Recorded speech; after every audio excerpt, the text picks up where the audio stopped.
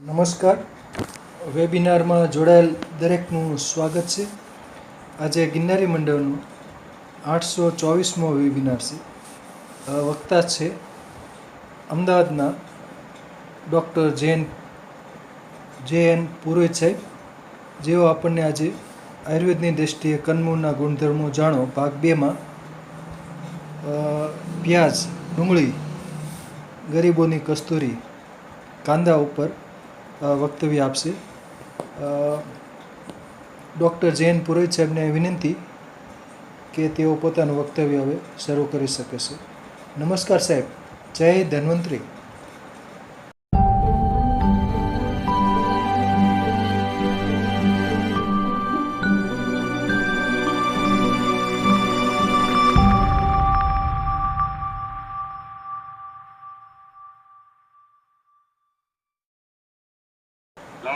નમસ્કાર. જય ધન્વંતરી.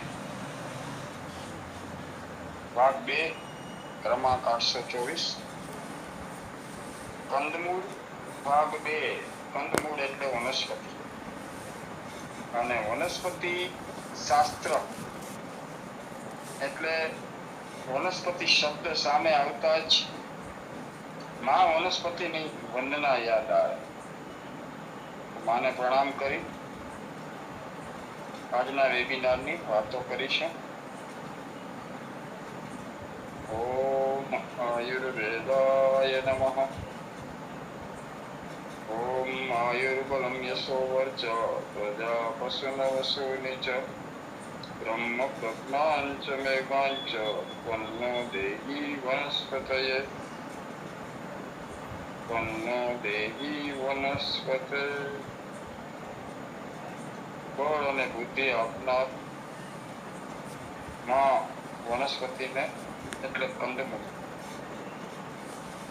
બળ અને બુદ્ધિ બેય તત્વને વધારવાની શક્તિ આપણા કંદમૂળમાં રહેલી છે. થોડા પ્રાચીન કાળની વાત કરીએ તો કિંમતી વસ્તુ એટલે કે જણસ એટલે દાગીના, હીરા, મોતી, માણેક, આવી કિંમતી વસ્તુને સુરક્ષિત રાખવા માટે આપણે એને જમીનમાં દાટી દેતા અથવા સંઘરી દેતા. પાર્વતીયાઓ ગામ ભાંગે તો આવી વસ્તુ એના હાથમાં ન આવી જાય અને કિંમતી વસ્તુ સુરક્ષિત રહે, એટલા માટે એને જમીનમાં સંકરવામાં આવે. અને કદાચ આવો વિચાર આપણા કોઈ ઋષિ મુનિ અથવા કોઈ વ્યક્તિને આવ્યો હશે કે ઈશ્વરે કિંમતી વસ્તુને જમીનમાં સંગ્રહી રાખી. જમીનમાં સંગ્રહી રાખી એટલે એ જ કંદમૂળ. કંદમૂળને જમીનમાં સંગ્રહ છે. જમીનની અંદર જે વસ્તુનો વિકાસ થાય એને જ આપણે કંદમૂળ કહેતા હોઈએ છીએ. એટલે સુરક્ષિત વસ્તુ એટલે આપણા કંદમૂળ છે. ઈશ્વરે સાચી વનસ્પતિને જમીનમાં સંગ્રહી રાખી છે. તો આપણે પણ કિંમતી વસ્તુ જમીનમાં રાખો આવો વિચાર એટલે કંદમૂળ, અને એનું સુરક્ષિત સ્થાન એટલે ભૂ એટલે જમીન છે. વાતમાં થોડી તકલીફ છે એટલે આ શબ્દોમાં કદાચ થોડો ફરક પડશે. આવા કિંમતી કંદમૂળના ખજાનાને આપણા આદરણીય ડોક્ટર મિતલિયાજીએ 28/11/2024 સમાજને કંદમૂળના ઉપયોગ વિશે ખૂબ જ રસપ્રદ માહિતી આપી. અને એ માહિતી મળે તે માટે સમાજ સુધી પહોંચાડવા માટે ખાદ્ય ખોરાક તથા ધંધાકીય અગ્રેસર સમાચાર પત્રમાં આ લેખ પ્રસારિત કરેલો. તો આજે સાહેબે જે વાત કરી તે મુજબ ગયા ક્રમશ ત્યાં છોડેલું ત્યાંથી આગળ વધીએ તો એ એટલે આંબા હળદર. હળદર અને આંબા હળદર બે જ આપણને દેખાય. એકને મૂળાની હળદર કહેવાય, સેલમ કહેવાય, અને આંબાની હળદર કહેવાય. મૂળાની હળદર લાલ આખી ઈંગળા કલરની હોય છે, પીળી પણ સામાન્ય હોય છે, ભગવા કલરની હોય છે, ત્યારે આંબા હળદર છે એકદમ પીળી હોય છે. આંબા હળદર વિશે વાત કરીશું, તેમજ શાસ્ત્રીય પ્રયોગો દ્વારા આજના વેબિનારને ન્યાય આપે. આંબા હળદરનું બોટોનિકલ નામ કેર્ક્યુમા એમેડા છે. આ કંદમાં આંબા જેવી સુગંધ હોવાને કારણે આંબા હળદર નામ આપેલ છે. તેમજ ઇંગ્લિશમાં એને વ્હાઇટ ટર્મરિક પણ કહેવામાં આવે છે. હરેક જગ્યા ઉપર આંબા હળદર ખાસ કરીને બંગાળમાંથી આવી હોય તેવું લાગે છે, કારણ કે મુખ્ય બંગાળમાં થાય છે અને હવે હરેક જગ્યાએ તેનું ઉત્પાદન થયું છે. સંસ્કૃતમાં વન હરિદ્રા તરીકે ઓળખાય છે, એટલે જ એને વાઇલ્ડ એંગલ કહેવામાં આવે, વ્હાઇટ ટર્મરિક કહેવાય છે. આંબા હળદર સામાન્ય કડવી, ખાટી, કડવી એટલે સામાન્ય કડવી, ખાટી, રુચિપ્રદ, અગ્નિદીપક, ઉષ્ણ, તુરી અને સારક છે. સારક શબ્દને સમજી લઈએ. કોઈ પણ વસ્તુ સારક હોય ને એ મળમૂત્રને સાફ કરે, યુરિન અને સ્ટૂલને ડિસ્ચાર્જ કરે, તો તુરી અને સારક છે. તેમજ કફ, ઉગ્ર વ્રણ, ઉધરસ, દમ, એડકી, તાવ,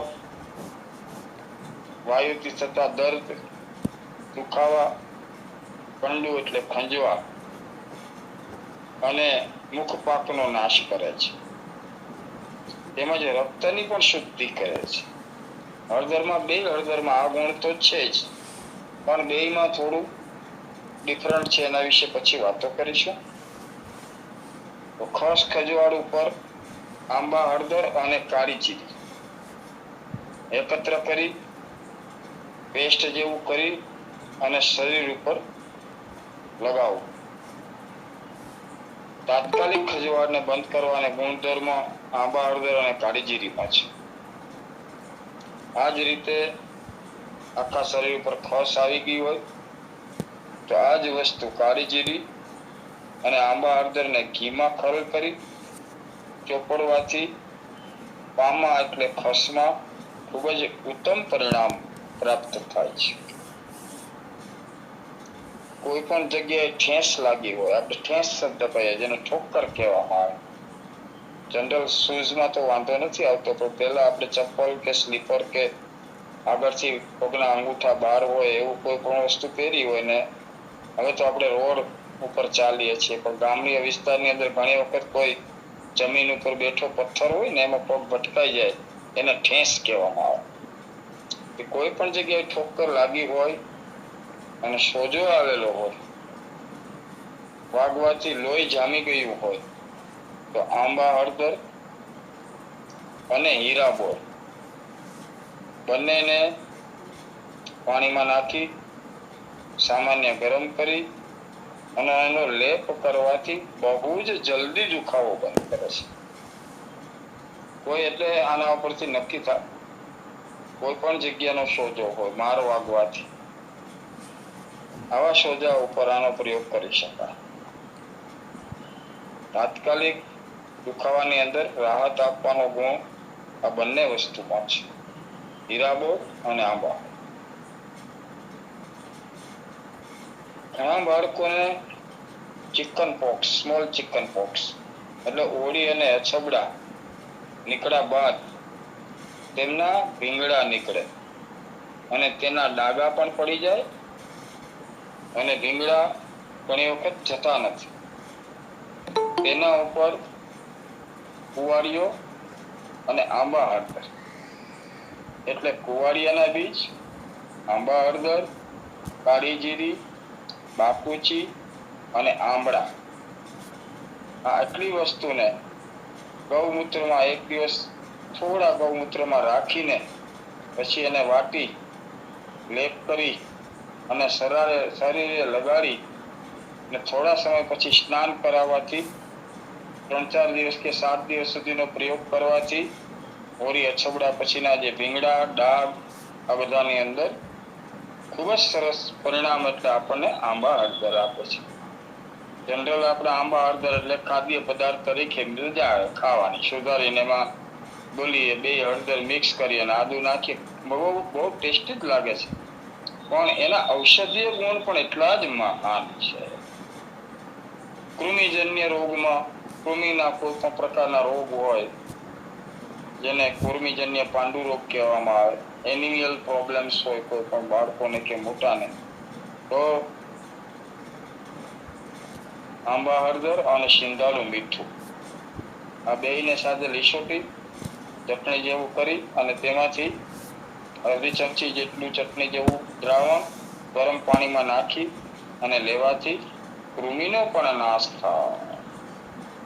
મતલબ એ થાય છે કે સિંધાલું મીઠું સાથે આંબા હળદર ખાવાથી કૃમિનો નાશ થતો હોય તો વોમ્સ એનિમિયા એટલે જેને બાળકોને કૃમિના કારણે શરીર સારું ન થતું હોય ને HB ઓછું હોય, આવા તમામ લોકો બાળકોને સિંધાલું મીઠું અને સિઝનમાં આંબા હળદરનો પ્રયોગ કરે. આપણને એમ થાય કૃમિનું લખ્યું તો કૃમિ પૂરતું જ આપણે તો ઉપયોગમાં લઈ, પણ કૃમિને કારણે ખાસ કરીને HB ઉપર અસર આવતી હોય છે, એનિમિયલ શરીર ફીક્કું રહેતું હોય છે, પીળાશ પડતું લાગતું હોય છે, આવા કોઈ પણ લોકોએ આંબા હળદરને સિંધાલુંનો પ્રયોગ કરવો જોઈએ. તો એક તો શારક કર્મના દ્યોતક છે જ, અને ગરમ પાણી સાથે લેવામાં આવે તો કૃમિનો નાશ થાય અથવા તો કૃમિને ડિસ્ચાર્જ કરે. આંબા હળદર અને કાચકી, કાચકી એક વનસ્પતિ થાય છે, આપણે ઘણી વખત મિત્તલિયા સાહેબે વાત કરેલી છે.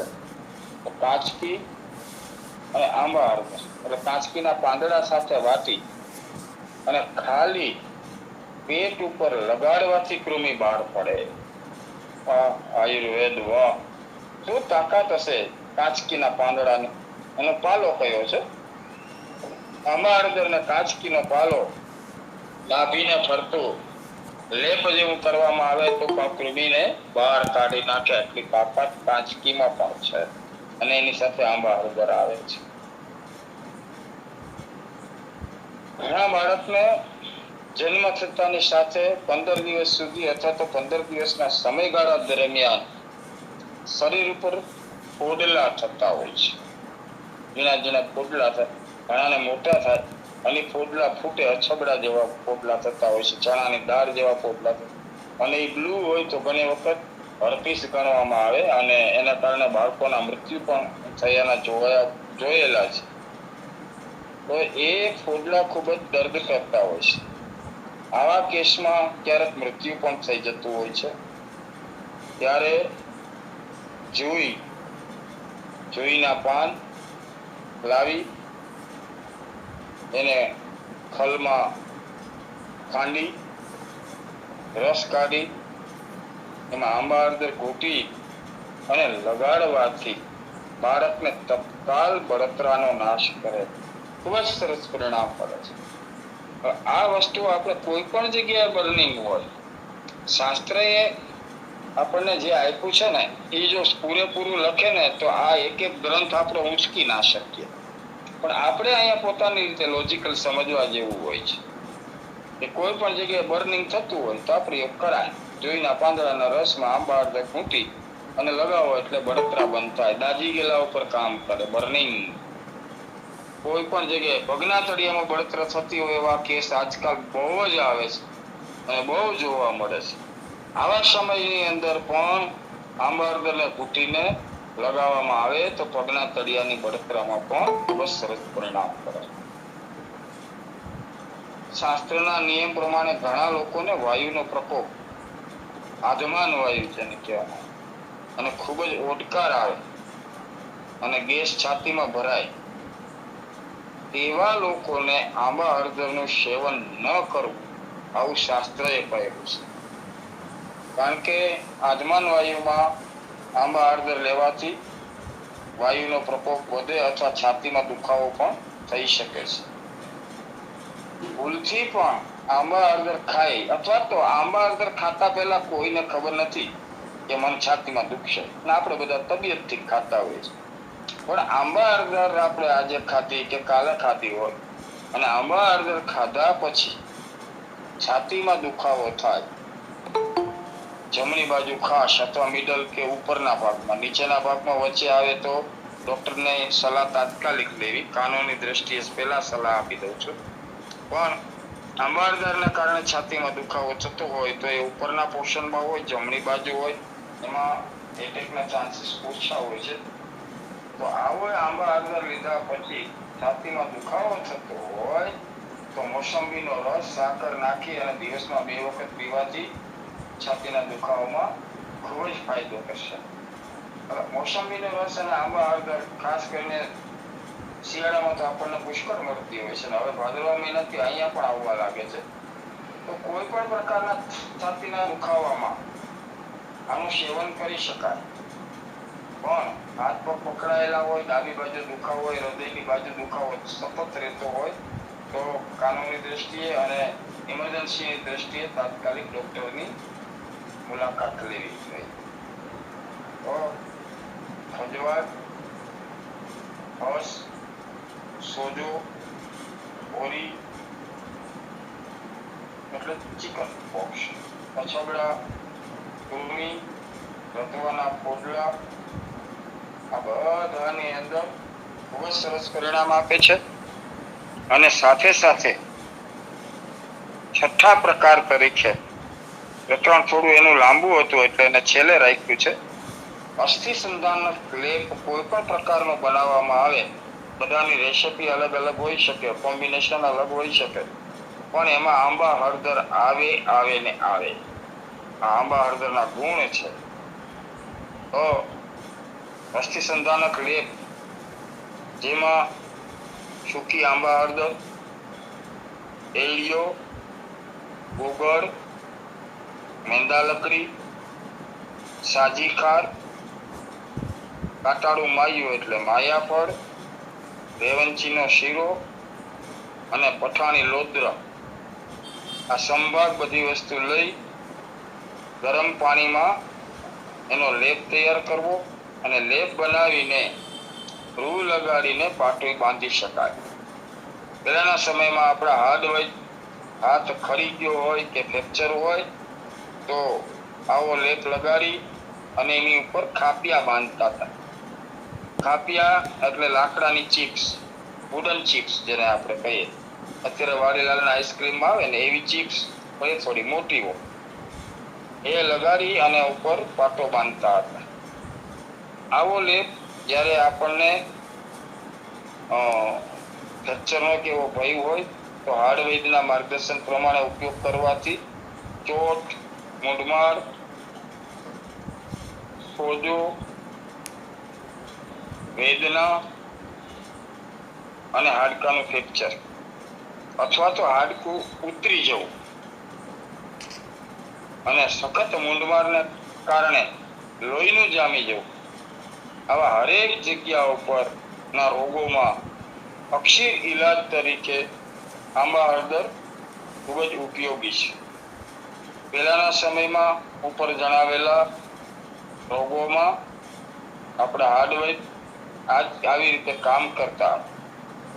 તો 6 પ્રકારની વનસ્પતિ ઔષધીય ગુણ ધરાવતી આ આંબા હળદર એક ઉત્તમ કંદની વાતને પૂર્ણ કરીને સાહેબે જણાવેલ કંદ એટલે અળવી. અળવીના પાંદ એટલે પાંદ સામે આવે તો આપણને તરત જ પત્રવેલિયા યાદ આવે, અથવા આપણી દેશી ભાષામાં આપણે એને પાત્રા પણ કહેતા હોય છે. પાનની વાતને છોડીને આજે આપણે કંદ ઉપર જ છીએ તો બને એટલી કંદની વાત કરશું. તો અળવી, જેનું વૈજ્ઞાનિક નામ છે કોલોકેશિયા એસ્ક્યુલેન્ટા, આ એક પ્રકારનો ખાદ્ય પદાર્થ છે. એના તરીકે અળવીનો ઉપયોગ વધારે પડતો મહારાષ્ટ્ર અને સાઉથમાં વધારે થતો હોય છે. આપણે હવે થોડી થોડી ખાય છે, કારણ કે એનું શાક છે ને એકદમ ચીકાશયુક્ત હોય, એટલે ઘણાને ન માફક આવે. તો ખાદ્ય પદાર્થ તરીકે અળવીના કંદને બાફીને તેમાં ખટાશ ઉમેરવી, ચીકાશને કાપે ખટાશ. ચોમાસાનો ભીંડામાં પાણી ચડી ગયું હોય ને એટલે શાકની અંદર લાળ થાય, એમાં પણ 2 ટીપા લીંબુ નાખી દો એટલે લાળને તોડી નાખ્યા. તો વાત આવી એટલે કહી દીધું. તો અળવી કંદને બાફીને સામાન્ય ખટાશ, મરી મસાલા નાખીને શાક બનાવીને ખવાય છે. આ કંદમાં કેલ્શિયમ પ્રચુર માત્રામાં જોવા મળે છે. અળવી સાધારણ રીતે શીતળ, કફ, કબજિયાત, કફને વધારનાર, કબજિયાત કરનાર, આ એના 2 એવા ગુણ છે કે જે લોકોની કફ પ્રકૃતિ હોય અને ખૂબ કબજિયાત હોય એવા લોકો એનું સેવન ન કરવું જોઈએ. પણ જેની એ સિવાયની પ્રકૃતિ વાળા માટે અળવી એટલે એક બુદ્ધિ અને બળ, આ બંનેને વધારનારી. વાહ, કેટલું ગુણ હશે અળવીના કંદની અંદર! બળ અને બુદ્ધિ બંનેને વધારે. બળ અને બુદ્ધિને વધારનાર છે. ધાતુને પણ, ધાતુ ક્ષીણતા જે લોકોને રહેતી હોય, રસ, રક્ત, માંસ, મેદ, અસ્થિ, મજ્જા અને શુક્ર, એમાં રસ, રક્ત અને માંસથી જ શરૂઆત થતી હોય, આવા લોકોએ ખાસ કરીને અળવીનું સેવન કરવું જોઈએ. અને આહાર તરીકે લેવાની છે, દવાને બદલે. તો આપણે જો આહાર તરીકે પણ એનું અઠવાડિયે 1 વખત મળે ત્યારે એનું શાક બનાવીને ખાઈએ તો પણ ખૂબ જ ઉપયોગી છે. તેમાં સ્તનજન્ય હોવાથી જે બહેનોને ફીડિંગ વખતે દૂધ ઓછું આવતું હોય એ પણ અળવીનું શાક બનાવીને ખાય તો એના બાળકને ફીડિંગમાં પુષ્કળ માનું ધાવણ મળી શકે. આવા ગુણો પણ આપણને અળવીની અંદર જોવા મળે છે. ઇમરજન્સીમાં સ્નેક બાઇટ એટલે કે સામાન્ય સ્નેક બાઇટ, કે જે ઝેરી જનાવરની ખબર પડી જ જાય કે કોબરા છે, કાળતરો છે, ફેણ માંડી છે, આવો સાપ હોય તો જરાય પણ વિલંબ કર્યા વિના પેલા 108 અને હોસ્પિટલે પહોંચવાની કોશિશ કરવી જોઈએ. પણ જ્યારે આપણી પાસે કોઈ પણ પ્રકારની ઇમરજન્સી સારવાર ન હતી ત્યારે અળવીના પાલાનો રસ કાઢી કાળા મરીમાં એમાં કાળા મરી વાટી અને ખાવા આપતા, અને ભારંગીનો રસ પણ આપવામાં આવતો, અને સર્પદંશ ઉપર લગાડવા માટે પણ અળવીનો કંદ છે એનો ઉપયોગ કરવામાં આવતો. ખાસ કરીને માથાની આજુબાજુના ભાગમાં દસ્ત થયો હોય ત્યાં લગાવવાથી વિષ ઉતરે તેવું આપણા પ્રાચીન ઋષિમુનિઓ અને વૈદોનું સંશોધન. તેઓ કોઈ પણ પ્રકારના સર્પદંશમાં મુખ્ય ઘી પીવા આપતા, જેથી વમન વિરેચન થઈને પણ ઝેરની માત્રા ઘટે. અને અળવી પણ આપણે આગળ વાત કરી ગયા તેમ પેશાબ અને સંડાસ બંનેને બહાર ખસેડનાર છે. એટલે એક તો એનો રસ આવે ને ઉપરથી ઘી, એટલે મળમૂત્ર દ્વારા અને વમન દ્વારા પહેલાના સમયના આવા જ ઉપચારો કરવા પડતા હતા મનુષ્યને બચાવવા માટે. અત્યારે તો આપણી પાસે ઘણી બધી આધુનિક સુવિધાઓ મળે છે, પણ જ્યારે કોઈ પણ કારણોસર કોઈ આપણને આવી સુવિધા ન મળી શકે ત્યારે આવો પ્રયોગ કરવાથી માણસનો જીવ બચાવી શકાય. ઘણા લોકોની ફરિયાદ હોય છે નાભી અને પેટ એમાં નાભીના બે બાજુ નીચેથી ઉપરની સાઈડ આપણા જેને નળ કહેવાય એ સખત થઈ જાય અને ભરાઈ જાય એટલે છે ને માણસને જમ્યા પછી થોડા વાર પછી પણ પેટનો દુખાવો થતો હોય છે. અને જે લોકોને નળ ભરાઈ જતા શબ્દ સમજાઈ ગયો હશે તો તે લોકોને 3 દિવસ અળવી કંદનું સેવન કરવું. ઘીમાં બનાવી અને સેવન કરવાથી પેશાબમાં થતી બળતરામાં પણ ખૂબ જ રાહત થાય છે. અળવી કંદ દીર્ઘપાકી એટલે કે પચવામાં ભારે છે, જેથી શાસ્ત્રએ તેની અંદર ગરમ મસાલો નાખવા માટેની ખાસ ભલામણ કરે છે. ઋષિ મુનિઓએ જે સંશોધન કર્યા છે ને એના મારા તો આપણને હરેક જગ્યાએ આપ્યા છે, પણ આપણા સમજમાં આવે એ બહુ મહત્વનું છે. નહીંતર અળવીનું શાક ખાવાથી ઘણા લોકોને પેટમાં દુખાવાની ફરિયાદ થતી હોય છે.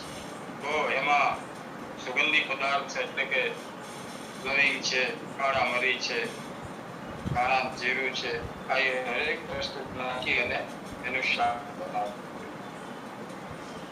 તો સર્પદંશ, નળ વિકાર, પેશાબની બળતરા, દૂધને વધારનાર ઉત્તમ પ્રકારે આટલા રોગોમાં અળવી કંદનો આપણે ઉપયોગ કરીશું. ત્યારબાદ સાહેબે જે વાત કરી છે તે છે ગરમર. ગરમેલ આ બે નામથી પણ આપણે એને ઓળખીએ છીએ. અને પ્રાચીન કાળના પુસ્તકમાં જો કોઈ જગ્યાએ ગરમર ન મળે તો માયા મૂળ વાંચો. માયા મૂળ એટલે ગરમેલ. માયા મૂળ, ગરમેલ ને ગરમરના નામથી પ્રચલિત ગરમર કંદનું વૈજ્ઞાનિક નામ ઓલિયસ બાર્બરેટ્સ છે. તેના મૂળ લાવી છાલ કાઢી અને 2 દિવસ હળદર મીઠું નાખી અને પછી કેરીના ખાટા પાણીમાં રાખવામાં આવે છે. અથાણા તરીકે ગરમર ખૂબ જ પ્રચલિત છે અને લોકો તેનું સરસ અથાણું પણ બનાવે છે. તેમજ ઔષધીય ગુણ તરીકે મેદસ્વીતા તેમજ સામાન્ય પથરી જેવા રોગો ન થાય તેને માટે અથાણા તરીકે એનો આપણે ખાવામાં ઉપયોગ કરીએ છીએ. પરમેશ્વરે હરેક વસ્તુનું નિર્માણ ઋતુ પ્રમાણે કર્યું. જો કેરીને રસ અને કેરી ખાવાની આપણી શરૂઆત થાય ને ગરમર આવે, એનું અથાણું બનાવીને બીજે દિવસેથી આપણે ખાઈ શકીએ એટલું સરસ હોય. ત્રીજે દિવસે કેરી છે એ મેદને વધારવા વાળી છે અને ગરમર મેદને કંટ્રોલ કરવા વાળી છે. ઈશ્વરે ઘણું બધું આપવા માટે થઈ અને એવી વસ્તુનું નિર્માણ કર્યું છે કે આપણે સરસ રીતે એનો ઉપયોગ કરીશું. ઔષધીય ગુણ તરીકે મેદસ્વીતા તેમજ સામાન્ય પથરી જેવા રોગો ન થાય તેના માટે અથાણા તરીકે આપણે ઉપયોગ કરીએ છીએ. ગરમરને માયા મૂળ પણ કહેવામાં આવે છે. ખૂબ જ નિર્દોષ અથાણા તરીકે ગણના થાય છે, કેમ કે પ્રસૂતાને પ્રસવ થયા બાદ પણ સેજ ખારા પદાર્થ તરીકે ખાવામાં હળદર મીઠામાં પલાળેલી ગરમર આપે છે. કારણ કે ગરમર પાક કાળે ખાટી નથી. જ્યારે ડાયજેશન સિસ્ટમમાંથી પસાર થાય, પેન્ક્રિયાટિક એસિડ અને ગેસ્ટ્રિક જ્યુસ આપણા ખોરાકના મિનરલ્સ તૈયાર કરે ને ત્યારે જેમ સૂંઠ, આદુ પાક કાળે મીઠા છે, મધુર છે, તેવી જ રીતે આપણી ગરમર પણ મધુર પાકી છે. પાંડુ, સોજો, કૃમિ, કુલ, બરોડના રોગો, આફરો, ઉદર રોગ, સંગ્રહણી તેમાં ફક્ત આપણા અથાણા તરીકેનું સેવન કરવાથી ઉપરના રોગોને ઉત્પન્ન પણ ન થવા દે અને સાથે સાથે તમામ રોગોમાં આપણને રાહત પણ મળે. ગરમરમાં એક બીજો પણ મોટામાં મોટો ગુણ છે જે ગુણ એટલે ભ્રષ્ટ નથી થવાતો. ઘણી વખત આપણને વિચાર આવતો હોય છે ભ્રષ્ટ થઈને પછી ખવાય, હા ખવાય, પણ પહેલેથી આવી વસ્તુનું અથાણું બનાવીને એનું સેવન કરવામાં આવે તો આપણને ઘણા બધા રોગોથી, જે ઉપરના રોગો કહીએ એમાં, એવા રોગોથી બચી તો 100% શકાય. દવા તરીકે આપણે આવા અમૂલ્ય કંદનો ઉપયોગ કરવો જોઈએ. અને પછી એટલી બધી સરળ વસ્તુ છે અથાણું બનાવવા માટે, અથવા તો એમને એના ટુકડા કરીને ખાવા માટે. એટલી બધી જગ્યા કે ગુજરાતનું કોઈ એવું સિટી નહીં હોય કે ત્યાં ગરમર ના પડે. તો એ સિઝનમાં આપણે એનો ઉપયોગ કરીશું. હા, અત્યારના સમયમાં ઘણા લોકો એમાં રાઈનો બોરો ચડાવીને પણ અથાણું બનાવે છે. એના કરતા આપણે જો ઔષધીય ગુણ તેમાંથી લેવા હોય તો એને ફક્ત હળદર મીરામાં બનાવવી જોઈએ. એના ઉપરના દાંડલીમાંથી પણ દાડાનું અથાણું બનાવવામાં આવતું હોય છે. એ પણ ઉપયોગી જ છે, પણ અથાણા તરીકે એને ઘણી વખત ઘણા લોકો રાઈના બોરામાં બનાવતા હોય છે. જ્યારે આપણે આયુર્વેદિકની પદ્ધતિથી ઉપરના રોગોમાં એનો ઉપયોગ કરવો હશે તો આપણે એને હળદર મીઠામાં બનાવીને જેનું સેવન કરવું પડશે. તો સરસ અમૂલ્ય કંદ એટલે ગરમર છે. ત્યારબાદ સાહેબશ્રીએ જેની વાત કરી છે તે એટલે કાંદા. કાંદો, મરદનો બાંધો, ગરીબોની કસ્તુરી, એવા ઘણા નામધારક કંદ એટલે ડુંગળી, જેનું વૈજ્ઞાનિક નામ એલિયમ શેપા નામ ધરાવતી ડુંગળી અનેક નામ ધારક છે. સંસ્કૃતમાં એને પલાળું પણ કહેવામાં આવે છે, હિન્દીમાં પ્યાજ, ઇંગ્લિશમાં ઓનિયન, અને વૈજ્ઞાનિક નામ તરીકે બોટોનિકલમાં એલિયમ શેપા. આવા ઘણા બધા નામધારક ડુંગળી એક એવો કંદ છે કે આ કંદથી કોઈ પણ વ્યક્તિ અજાણ ના હો. પ્રત્યેક લોકોને ડુંગળીનો અનુભવ હોય અને અમુક ધર્મના અંદર અથવા તો કોઈ કારણોસર ડુંગળીનું સેવન ના કરતા હોય એને ખબર નથી હોતી. બાકી અત્યારે લગભગ ઘણા બધા લોકોના ઘરમાં કોઈ પણ પ્રકારનું શાક બને તો એમાં કાંદા, ડુંગળી એટલે કે કાંદા હોય ને હોય. સરસ મજાના મહારાષ્ટ્રમાં એમાંથી કડક ભજીયા બનાવવામાં આવે. કડક ભજીયા બનાવવા માટે પહેલા એની રીંગ બનાવે, રીંગના 2 પાર્ટ કરી એને એક પાર્ટને જુદો કરી ચણાના લોટમાં નાખી, કાળા મરી અને આખા ધાણા નાખે, અજમો નાખે, મરચાની કતરણ નાખી અને બહુ પાણી નહીં નાખવાનું. એની અંદરથી જ પાણી છૂટે એટલા ચણાના લોટમાં સામાન્ય પાણીવાળા હાથ કરી અને પછી એના ભજીયા બનાવવામાં આવે તો લાલ કલરના ખૂબ સરસ મજાના ભજીયા તરીકે, આહાર તરીકે પણ કાંદા અને કાંદાનું શાક, એની ઘણી બધી વેરાયટીઝ તરીકે ભજીયા, શાકભાજી, આખા કાંદાનું શાક, કાંદા બટેટાનું શાક, ઘણા બધા ઘરોની અંદર અને ઘણા બધા લોકોને આપણે કાંદાનો ઉપયોગ કરતા હોય છે. આવો અમૂલ્ય કંદ એટલે આ ડુંગળી. ડુંગળી કંદની 2 જાત છે વધારે પડતી, આમ તો 3 છે. એકની અંદર એકદમ પિંક કલર ટાઈપની નીકળતી હોય છે, એક લાલ નીકળતી હોય છે અને એક સફેદ. પિંક કલર ટાઈપની નાસિક ડુંગળી કહેવામાં આવે છે. લાલ કોતરી હોય છે સામાન્ય આછી, જે આપણે સૌરાષ્ટ્રમાં થતી હોય છે. અને સફેદ ડુંગળી ખાસ કરીને દવા તરીકે મહુવાનું સેન્ટર જાણીતું છે.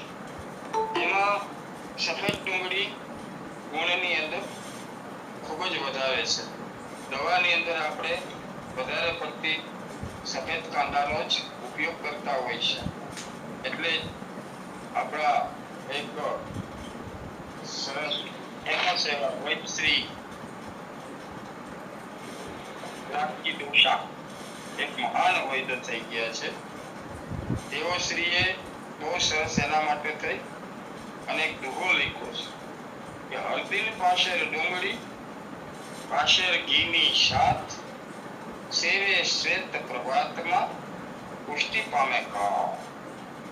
જ્યારે પુસ્તકમાં લખાયું હશે ત્યારે માણસમાં 100 ગ્રામ ઘી પાચન કરવાની શક્તિ હશે અને 100 ગ્રામ ડુંગળી કઈ છે.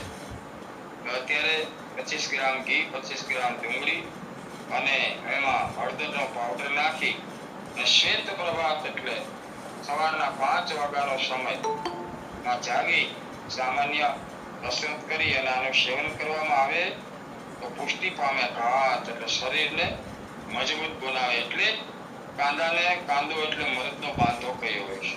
અંગને બળવાન બનાવે. 7 દિવસ સુધી આનું સેવન કરવાથી આપણા આદરણીય વૈદ કહે છે કે દર્દથી બચશે દર્દી, કાંદા શેત ઘી સાથે શેષે જેલ હળદી. બહુ સરસ એને લખ્યું છે કે આવી રીતે 7 દિવસ કાંદાના અર્થનું સેવન કરવામાં આવે તો પુષ્ટિ પામે ઘાત. ઘાત શબ્દ છે એ ખાલી પ્રમેહાથી ઘાત નહીં, શરીરમાંથી ઘાત જતી હોય એ ઘાત નહીં, પણ પુષ્ટિ પામે ઘાત એટલે કે જે શરીરની અંદર સ્પર્મ કાઉન્ટ ઓછા હોય, જેમને શુક્રાણુ બનતા ન હોય, આવા લોકો માટેનો આ સંક્ષિપ્તમાં આપણને એક ટૂંકો કયો છે. તો 7 દિવસ સુધી અત્યારે પણ 25 ગ્રામ ડુંગળી, 25 ગ્રામ ઘી નાખી, હળદર નાખી અને એનું સેવન કરે તો ઘણા બધા ઇન્ફર્ટિલિટીમાં જે લોકોને સ્પર્મ કાઉન્ટનો પ્રોબ્લેમ હોય તેવા લોકો આનો ખાસ ઉપયોગ કરવો હોય તો આપણે કરી શકીએ છીએ. ધોળી ડુંગળી, વળકર, તિખત, ઋષ્ય, ગુરુ, મધુર, રુચિકર, શીત, કફકારક, ધાતુવર્ધક, નિદ્રાપ્રદ અને દીપક છે. ક્ષય, હૃદયરોગ, ઉલટી, અરુચિ, રક્તપિત્ત, વાતપિત્ત, કફાર્શ, વાતાર્શ, પિત્ત અર્શ, કફ અર્શ અને વાત ત્રણ પ્રકારથી થતા હર્ષ, પરસેવો, સોજો તથા રક્તદોષનો નાશ કરે છે. લીલી ડુંગળીને સંસ્કૃતમાં હરિત પલાળું કહેવામાં આવે. હરિત એટલે લીલા પાંદડા, પલાળું એટલે પાન. એના ગુણ ધોળા કાંદા પ્રમાણે જ છે.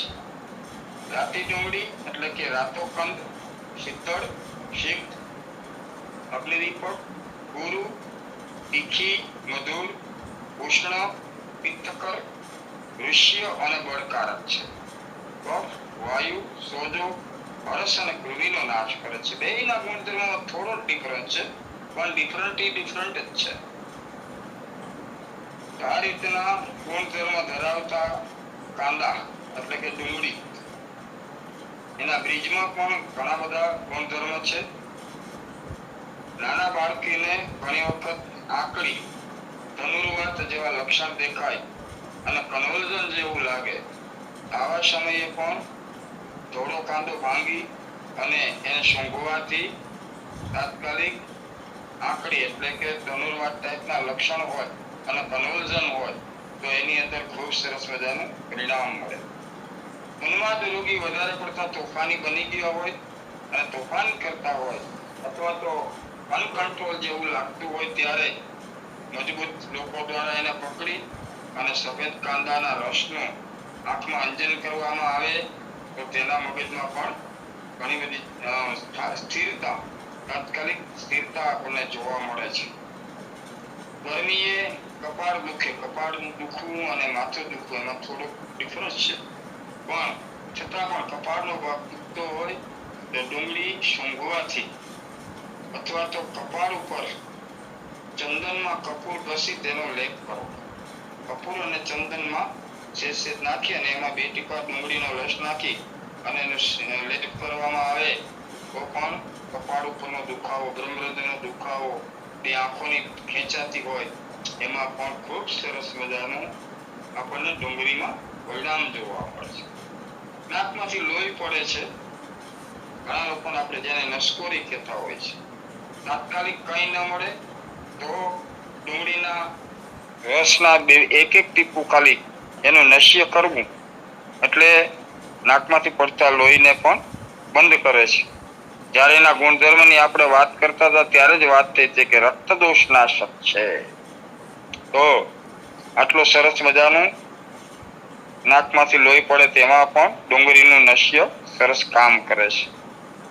પહેલાના સમયમાં 1835 કે 40 કે 45 ની આસપાસ મહામારી તરીકે કોલેરાનો રોગ આવેલો, ત્યારે પણ આના ઉપર ખૂબ સંશોધન થયેલા. તો વારંવાર 5-5 મિનિટે કાંદાનો રસ અને એમાં લીંબુ નાખી લીંબુનો રસ બે ભેગા કરી અને આપવામાં આવે તો કોલેરામાં એટલે ઝાડા અને ઉલટી આ બંને વસ્તુની અંદર ખૂબ જ સરસ મજાનું પરિણામ, મહામારી કહી છે કોલેરાને, તો એના બેક્ટેરિયાનો પણ નાશ કરે છે.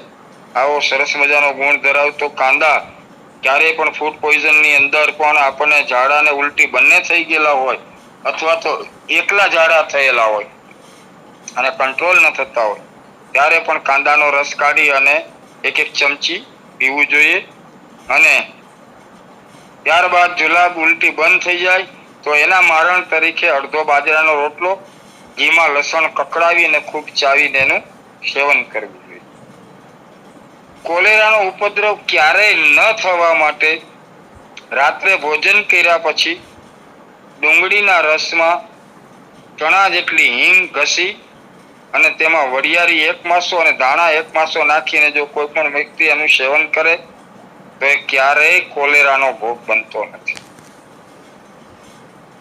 વીછીના દંશ ઉપર ડુંગળીના 2 કટકા કરી અને જ્યાં વીછીએ દંશ દીધો હોય ત્યાં એને ચોળવામાં આવે તો વીછીના દંશમાં પણ ખૂબ સરસ મજાનું પરિણામ આપનારી આપણી ડુંગળી છે. ગરમીથી લૂ ન લાગે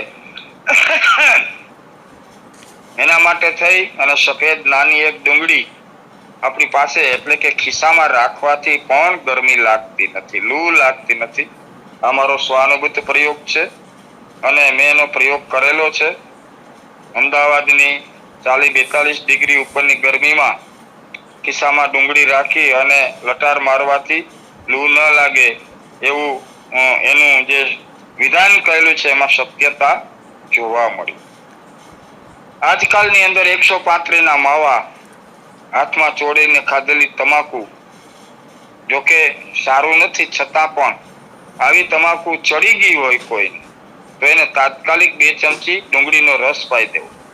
ડુંગળીનો રસ પીવાથી તમાકુને કારણે પરસેવો ખૂબ આવે, ધ્રુજારી આવે, શરીરમાં વાઇબ્રેશન આવે. આવું થતું હોય અને તમાકુની અસર ખૂબ થઈ ગઈ હોય, આંખો લાલ થઈ ગઈ હોય ત્યારે પણ ડુંગળીનો રસ 2 ચમચી આપી દેવામાં આવે. થોડી વારમાં રાહત સામાન્ય દેખાય તો પાછો પણ 2 ચમચી આપવાથી તમાકુનો ચડી ગયેલી તમાકુ ઉતરી જાય છે.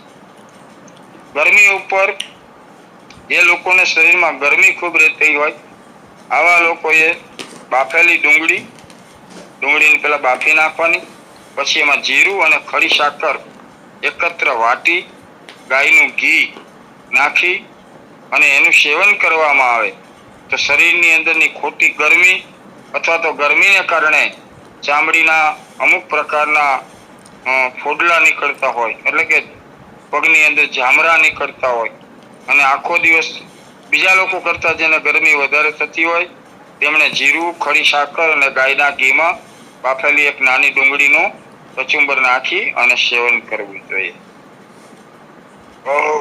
જે લોકોને ઊંઘમાં અથવા તો ગચડકા આપણે જેને કહેવાય અથવા તો ઘણા લોકોને પિત્તની બેક આવે, જેમ મને હમણાં ઓડકાર આવ્યો ને એ જ રીતે સાથે થોડું પિત્ત ગળામાં આવી જાય.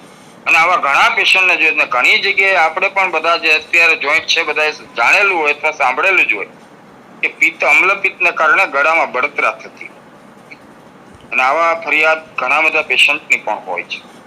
તો એમાં સફેદ કાંદો બારીક ચીરી નાખો એટલે એના સામાન્ય લેસ ટાઈપ કરી અને મીઠા દહીંમાં મેળવી પેલા ખાંડ નાખી અને મીઠું દહીં તૈયાર કરવાનું એટલે કે લસ્સી બનાવવાની અને તેમાં બારીક કાંદો ચીરી અને એની અંદર આ દહીંને ખાંડવાળું મીઠું દહીં એમાં એના ટુકડા કરીને નાખી અને એમાંથી એક એક ટુકડો ચમચીની અંદર નાના નાના સોપારીના ટુકડાથી સહેજ મોટા ટુકડા કાંદાના લઈ અને ચાવીને ખાવામાં આવે તો અમ્લપિત્તથી થતી ગળાની બળતરામાં પણ ખૂબ સરસ મજાનું પરિણામ આપે છે. ઘણા લોકોને સ્પર્મ કાઉન્ટની પ્રોબ્લેમ હોય છે. આવા લોકોને પણ ડુંગળીનો રસ મધમાં આપવાનો હોય છે. પણ ડુંગળીના રસની અંદર મધ એટલે કે પેલા ડુંગળીનો રસ કાઢી, શિયાળો હોય તો ઠીક છે, એ તો દરરોજ તાજો કાઢવાનો. 2 ચમચી ડુંગળીનો રસ અને 2 ચમચી મધ આનું વ્યવસ્થિત રીતે સેવન કરવામાં આવે અને સાથે સાથે ખટાશ અને ખારાશ આ 2 રસનું સેવન બંધ કરે, ખારો રસ ને ખાટો રસ, તો અવશ્ય એમના સ્પર્મ કાઉન્ટમાં સરસ મજાનું પરિણામ મળી શકે છે. પેલા આપણા ઘરમાં આગિયા, જેને ભમરીને ભમરા કહે છે, એના દંશ બહુ થતા હતા. આજે પણ જંગલ વિસ્તારમાં જોવા મળે છે. બાકી સિટીમાં તો આવું કઈ જોવા મળતું નથી. પણ એની અંદર પણ કાંદાનો રસ ચોપડવાથી દંશની અંદરની બળતરા અથવા તો તીવ્રતાને ઓછી કરે છે. આજકાલ ઘણા બધા લોકોને એક સમસ્યા જોવા મળતી હોય છે અને એ સમસ્યા એટલે બાળકની હાઈટ ઓછી હોય છે. જોકે જન્મજાત માતા પિતાની અથવા જે હેરિડિટી કે જીનેટિક હાઈટ હોય એમાં બહુ ફરક ન પડે, પણ પેલા એમ લાગતું હોય કે આ બાળક નાનું રહી જાય અથવા તો માતા પિતાની 4.5 થી 5 ફૂટની હાઈટ હોય તો એનાથી પણ ઠીંગણું ન રહી જાય એવું લાગે ત્યારે બાળકને ડુંગળી અને ગોળ હંમેશા ખવડાવવાથી બાળક જલ્દી ઊંચું વધે છે, એટલે એની હાઈટ વધે છે. આમાં કઈક તથ્ય છે, પણ આપણને આવી બધી વસ્તુનો ખ્યાલ 12 બુદ્ધિને 16 શાન, એટલે કે 16 વર્ષે ખબર પડે ત્યારે આપણને એવું લાગતું હોય છે કે હવે આની હાઈટ નહીં વધે તો શું કરશું. ત્યારે નહીં, પહેલેથી એના અંગ ઉપાંગ ઉપરથી જો ખ્યાલ આવી જાય અને બાળક 2-5 વર્ષનું હોય ત્યારથી એને ડુંગળીને ગોળ આપવામાં આવે તો એના સરસ મજાનો એના હાડકાનો વિકાસ થાય, ચામડીનો વિકાસ થાય અને બાળકની હાઈટ 2-4 ઇંચ કે 3 ઇંચનો ફરક પડતો હશે. એટલે અહીંયા આ સાંભળીને પછી આપણે એવો પ્રયોગ નથી કરવાનો, ચાલુ કરી દેવાનો કે આને તો આપણે 5-6 ફૂટનો બનાવી દઈએ. આટલી બધી હાઈટ ન વધે. કારણ કે આપણે અહીંયા એક સમજણ માટે વેબિનાર લઈએ છીએ, બિઝનેસ માટે નહીં. તો મરડા સાથે જેને લોહી પડતું હોય, જેને બેસિલરી ડિસેન્ટ્રી કહેવામાં આવે. બેસિલરી ડિસેન્ટ્રીમાં એમેબિક ડિસેન્ટ્રીમાં મ્યુકસ એટલે કાચો આમ ટાઈપ આવતું હોય અને મરડા સાથેનું લોહી પડતું હોય તેમાં એને બેસિલરી ડિસેન્ટ્રી કહેવામાં આવે.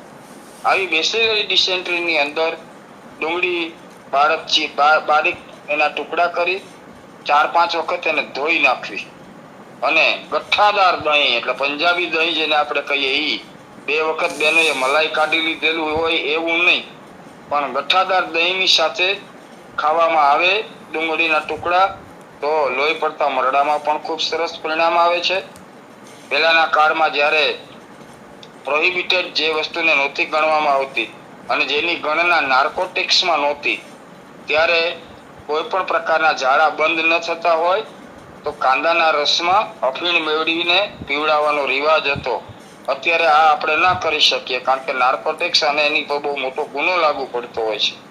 પણ જે જગ્યાએ અફીણની છૂટછાટ હોય અને અતિસાર એટલે ઝાડા બંધ ન થતા હોય ત્યાં કાંદાનો રસ અને અફીણ નાખીને આપવામાં આવે તો જે બેક્ટેરિયલ અથવા તો કોઈ પણ પ્રકારના વાયરસ કારણના અતિસાર હોય. અહીંયા આ ખુલાસો એટલા માટે કરું છું કે ઘણી વખત લોકોને 4-4 દિવસ હોસ્પિટલમાં આવા ઝાડા બંધ નથી થતા. ઘણા આમાં આપણી સાથે આજે જોડાયેલા લોકોને પણ ખબર છે અને આવા કેસ ઘણા સાંભળેલા પણ હોય છે. આવા સમયે કાંદાના રસ છે એ જંતુનો નાશ કરે અને અફીણ છે એ મળબંધક હોવાને કારણે મળને બાંધે, પણ જ્યાં છૂટછાટ હોય ત્યાં એનો ઉપયોગ આપણે છૂટથી કરી શકીએ છીએ. ઘણા લોકોને આંખમાં ચીપડા આવતા હોય છે. આવા ચીપડા ઉપર પણ ડુંગળીના રસમાં ખડી સાકર ઘસી અને રાત્રે સામાન્ય આપણી પાપણ ઉપર લગાડવાથી ચીપડા નથી આવતા અને એ સાથે બળતરા જેવું લાગે તો રક્તચંદન એટલે રતાંજળી ઘસી અને આંખોના પોપચાની ઉપર, આંખમાં ન જાય એવી રીતે કાળજી રાખી અને લગાડવું જોઈએ અમુક ઉંમર પછી.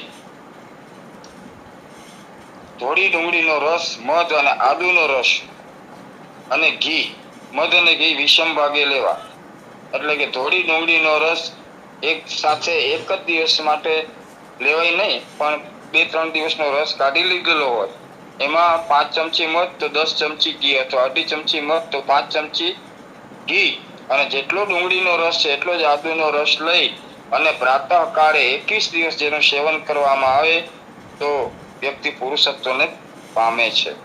જખમે દુઃખ થયું હોય તો ડુંગળી કાપી ઘીમાં તળી અને ગરમ ગરમ જે જગ્યાએ જખમ હોય ને ખૂબ જ દુખાવો થતો હોય ત્યાં સામાન્ય ઉષ્ણોદક, એટલે કે આપણે ઉષ્ણોદક એટલે કે સામાન્ય પી શકાય એટલું જ ગરમ રાખી અને એની ઉપર ધીમેથી લગાવવામાં આવે તો એમાં ખૂબ જ સરસ મજાનો ફાયદો થતો હોય છે. ડુંગળીનો રસ અને ઘી અને મધ આ દરરોજ સવાર સાંજ 2 વખત લેવામાં આવે અને 2 કલાકના અંતર પછી ગરમ કરેલું દૂધ સાકર નાખીને પીવામાં આવે મહિનો 2 મહિના, તો અવશ્ય જેને સ્પર્મ કાઉન્ટનો રેશિયો ઓછો હોય તેમને સ્પર્મ કાઉન્ટ જેટલું દાંપત્ય જીવનમાં બાળકને ઉત્પન્ન કરવા માટે જેટલું જરૂરિયાત હોય એટલું એમને મળી શકે. અકસ્માત ઉપર થોડી ડુંગળીનો રસ નાખી પીવો. વાય આવતી હોય જેને આપણે એપિલેપ્સી, એને થોડી ડુંગળીનો રસ નાખી પી ન શકાય, પણ કહેવાનો મતલબ કે ત્યાં 1 થી 2 ટીપા ડુંગળીનો રસ નાકમાં નાખવામાં આવે તો એમાં પણ સરસ મજાનો પરિણામ મળે. કમળાની અંદર થોડી ડુંગળી, ગોળ અને હળદર નાખીને સવાર સાંજ ઊંઘવાના ટાઈમ ઉપર એને ખાવામાં આવે, થોડી ડુંગળી અને હળદર નાખીને, તો કમળાની અંદર પણ ખૂબ જ સરસ પરિણામ મળતું હોય છે. શરદીની અંદર તો આપણે ઉપયોગ કરીએ છીએ એટલે જ એક લોકવાયકા ગણાતી ગ્રામ્ય વિસ્તારમાં લોકોથી સાંભળેલું છે કે શરદીની અંદર ડોક્ટર છે ને એ ડુંગળીના પાણીના ઇન્જેક્શન આપે. ઓલું ડિસ્ટિલ વોટર નાખે, સોડિયમ પાવડર હોય એને મિક્સ કરવા, તો કે જો ડુંગળીનું પાણી નાખ્યું, આવું જે કંઈ હોય તે જવા દે. તો એમાં પણ થોડી ડુંગળી કાપી નાકના બંને છિદ્રોમાં સૂંઘવા માત્રથી સળેખમમાં ખૂબ જ સરસ મજાનો ફાયદો કરતી હોય છે. આંખો આવે તેના ઉપર ડુંગળીનો રસ આંખની આજુબાજુના ખૂણો, જે આપણે નાક પાસેના 2 ખૂણા છે તે હાથથી લગાડવો, ટીપા ન નાખવા, તેમાં પણ સરસ મજાનું કામ કરે છે. ઘણી વખત પશુને નાકમાંથી નીટ નીકળતી હોય છે અને નીટ નીકળતી હોય છે ત્યારે આપણે એના ઉપાય તરીકે જૂના કંતાન બારી અને એ આપણે એમને એનો ધુમાડો જાય તો એને હમકો કહેવામાં આવે અથવા વલ્લો કહેવામાં આવે. આવા રોગની અંદર પણ થોડી ડુંગળીના કાંદા 7 અને 100 ગ્રામ ગોળ આ પ્રમાણે 3 દિવસ સુધી પશુને ખવડાવવામાં આવે અને ઘણા દિવસનું જૂનું કપાસિયાનું કાઢી નાખેલું રૂ હોય તો એ પણ એની સાથે બારી અને એની અગ્નિની ધૂણી આપવામાં આવે તો જે ઢોર પશુ શ્વાસ ન લઈ શકતું હોય એ શ્વાસ લઈ શકે અને આવા રોગમાંથી આપણે પશુને પણ બચાવી શકીએ. મૂળ વ્યાધિ એટલે હરસ ઉપર પણ ડુંગળી ઝીણી ચીરી છાબડીમાં સૂકવી નાખવી. આવી વસ્તુ પહેલેથી તૈયાર કરીને રાખવાની, એટલે ક્યારેક હરસનો પ્રોબ્લેમ થાય તો તાત્કાલિક એનો ઉપયોગ કરવા. પછી તલ આપણે જે તલ હોય એને ખાંડીને એનો પાવડર 1 માસો ખાંડ 2 તોલામાં મિશ્ર કરી અને સૂકી નાખેલા કાંદાનો 2 માસા નાખી અને સેવન કરવામાં આવે. એટલે કે સૂકા કાંદાનું ચૂર્ણ ટાઈપનું બનાવ્યું હોય એ 2 ગ્રામ, 1 ગ્રામ અને 1 ગ્રામ જેટલો તલનો ભૂકો અને ખાંડ, આ બધું જ નિત્ય સેવન કરવામાં આવે તો હરસમાં પણ ફાયદો કરનાર ડુંગળી ને પિત્ત વિકારથી ધોળી ડુંગળી ઝીણી ચીરી મીઠા દહીંની અંદર મેળવી અને તેમાં થોડી સાકર નાખીને ખાવાથી પિત્તજન્ય વિકારથી પણ આપણે બચી શકીએ છીએ. ઘણા લોકોએ પ્રયોગ કર્યા છે, સફળતા મળી છે કે નથી મળી, પણ વાતો સાંભળવા મળે છે કે નથી મળતી. પણ દાળ દુખતી હોય તો ડુંગળીના બી ચલમમાં નાખી અને એનો ધુમાડો મોઢામાં ભરી રાખી અને પછી એક થાળીની અંદર એના બડબડિયા બોલાવવામાં આવે તો એમાં દુખાવો બંધ થાય છે અને તે જગ્યાએ માણસને એની અંદરથી જીવાત નીકળે છે, આવું જોવા મળે છે. એવું જોવા કદાચ મળે કે ન મળે, પણ દુખાવો તો બંધ થવાની શક્યતા ખૂબ જ હોય છે. ઘણા લોકોને કફ ખૂબ જ થઈ ગયેલો હોય તો કફને ઓછો કરવા માટે પણ આ જ રીતે મોઢામાં ડુંગળીનો ધુમાડો ભરી રાખવાથી એકદમ સરસ મજાનો એમાં પરિણામ મળે છે. આંતરડાના રોગ એટલે ઇન્ટેસ્ટાઇનના રોગોમાં પણ ડુંગળી ખૂબ જ હિતકારી છે. આંતરડાની સંચાલન ક્રિયાને વધારી આપે છે, એટલે પેટ સાફ આવે છે. હરસ, અપચન, કોલેરા, ઘણા લોકોને પહેલાના સમયમાં એનલ આઉટલેટ થઈ જતી અને ગુદભ્રંશ કહેવામાં આવે, બામણ બહાર આવવું. આ બધાની અંદર પણ અને કમળાની અંદર ડુંગળીનો ખૂબ જ છૂટથી ઉપયોગ થાય છે. પિત્ત વિકારમાં ડુંગળીથી દૂષિત પિત્ત દસ્ત વાટે નીકળી જાય છે અને પછી નવું ઉત્તમ પિત્ત તૈયાર થાય છે. નિર્બળતાને લીધે ઘણા લોકોને ચક્કર આવતા હોય તો એને પણ ડુંગળી અપાય છે. ડુંગળીથી વાત વિકાર ઓછો થાય છે અને ઘણા બધા રોગોમાં આ ડુંગળી ખૂબ જ ઉપયોગી હોય છે. પણ આ વસ્તુને શાસ્ત્રની અંદર ડુંગળી અને લસણને અહિતકારક ગણ્યા છે, કારણ કે બેયની અંદર અમુક પ્રકારના ઉત્તેજનાને વધારવાનો દોષ હોવાને કારણે શાસ્ત્રકારોએ મગજના કામવાળો માણસો માટે ન ખાવા માટેનું આપણને શાસ્ત્રમાં કહ્યું છે. ઉત્તેજનાને વધારે તો કોઈ અઘટિત ઘટના ન બને એટલા માટે થઈ અને એટલે ધર્મની અંદર એને ત્યાજ્ય ગણવામાં આવી હશે. મારો એ વિષય નથી, છતાં પણ ડુંગળી નહીં ખાવાના બીજા ઘણા બધા કારણો તરીકે વિચારીએ તો જે લોકોને સોયરાસિસ હોય, જે લોકોને શરીરમાં ખજવાળ આવતી હોય, કુષ્ઠ રોગી, જે 18 પ્રકારના આપણા કુષ્ઠમાંથી કોઈ પણ પ્રકારના દાદર, ખરજવા, ખસ, ખજવાળ આવતી હોય એવા લોકોએ ડુંગળીનો ત્યાગ કરવો. તો આજના દિવસે મેક્સિમમ વધારેમાં વધારે ડુંગળીની તેમજ 2 થી 3-4 જાતના બીજા કંદની વાત કરી અને બીજા કંદ વિશેની વાતો હજુ આપણે ભાગ 3માં કરીશું. તો આજના વેબિનારને અહીં પૂર્ણ કરતા સર્વત્ર સુખિનઃ સંતુ સર્વે સંતુ નિરામયા સર્વે ભદ્રાણિ પશ્યન્તુ મા કશ્ચિત દુઃખમાપ્નુયાત. ઓમ શાંતિ શાંતિ. ખૂબ ખૂબ આભાર ડૉક્ટર જે.એન. પુરોહિત સાહેબનો, જેમણે આજે આયુર્વેદની દૃષ્ટિએ કંદમૂળના ગુણધર્મો જાણો ભાગ 2માં 4 કંદમૂળ વિશે માહિતી આપી. આંબા હળદર, અળવી, ગરમર અને ડુંગળી એટલે કે કાંદો. આંબા હળદર કુરકુમા એમેડા, એમાં કેરી જેવી સુગંધ આવતી હોય છે અને શિયાળામાં એનું કચુંબર વિશેષ ખવાય છે. અળવી કોલોકેસિયા એસ્ક્યુલેન્ટા, અળવીના કંદ છે એને બાફીને એનું શાક કરવામાં ચીકાશ હોય છે, એટલે એમાં થોડુંક લીંબુનો રસ ઉમેરવાથી ખટાશ કે ચીકાશ ઓછી થઈ જાય છે, એટલે અળવીનું શાક પણ થતું હોય છે. ગરમર કોલિયસ બાર્બેટસ, અથાણાની ઋતુ હોય એટલે એપ્રિલ, મે અને જૂન મહિના દરમિયાન, આમ તો માર્ચથી પણ શરૂ થઈ જાય છે, ગરમરનું વેચાણ થતું હોય છે. ગરમરના જે મૂળિયા હોય છે એનું અથાણું કરવામાં આવે છે અને ખાસ કરીને મેદહર ગુણધર્મ ધરાવે છે. અને છેલ્લે કાંદો એટલે કે ડુંગળી, અનિયન, એલિયમ સેપા વિશે વિસ્તૃત માહિતી આપી. ડુંગળી છે એના અનેક ઉપયોગો છે, જેમ કે મૂંઢવાર ઉપર પણ ડુંગળીનો લેપ લગાડવામાં આવે છે. અને ડુંગળી ખાસ કરીને કાંટો વાગ્યો હોય ત્યારે લોપરી બાંધવામાં આવે છે. ત્યારે ગોળ ને ડુંગળીને બધું લોટ ને બધું નાખી ગરમ કરી અને લેપ કરવામાં આવે છે. તો મૂંઢમાર ઉપર ગુણકારી છે. અને આજકાલ ડુંગળી એને છૂંદી નાખી અને કોઈ તેલમાં સિદ્ધ કરવામાં આવે છે અને એ ડુંગળીનું તેલ ગણવામાં આવે છે. ડુંગળીનું સિદ્ધ તેલ છે એ ખાસ કરીને ખોડો થઈ ગયો હોય અને ઉંદરી હોય તો એમાં એ ગુણકારી છે. એટલે ડુંગળીનું તેલ અને ડુંગળીને છૂંદીને એનો લેપ પણ વાળમાં લગાવવાથી પણ ફાયદો થઈ શકતો હોય છે. અને બીજું સાહેબે ડુંગળી અને અફીણની વાત કરી. તો ડુંગળી અને અફીણના બીજ એટલે કે ખસખસ એ પણ જાડામાં આપી શકાય. ખસખસ તો બજારમાં અવેલેબલ હોય છે, અફીણ અવેલેબલ નથી હોતું. તો ડુંગળી અને ખસખસનું મિશ્રણ જાડામાં આપી શકાય.